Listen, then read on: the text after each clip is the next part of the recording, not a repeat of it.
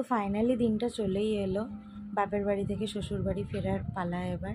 আর এই যে আগের দিন রাতে আমার মাসি আমার জন্য কত কিছু খাবার এনেছে দেখো, আমি চলে যাব বলে।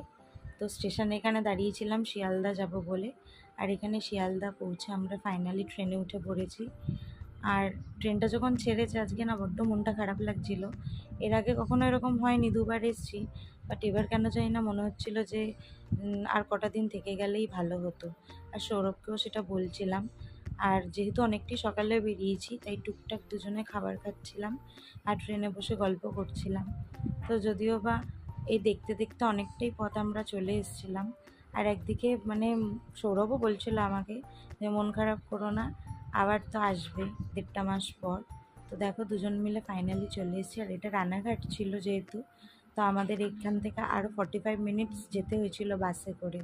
তো ব্যাস আজকে দিনটা এভাবেই শেষ করলাম।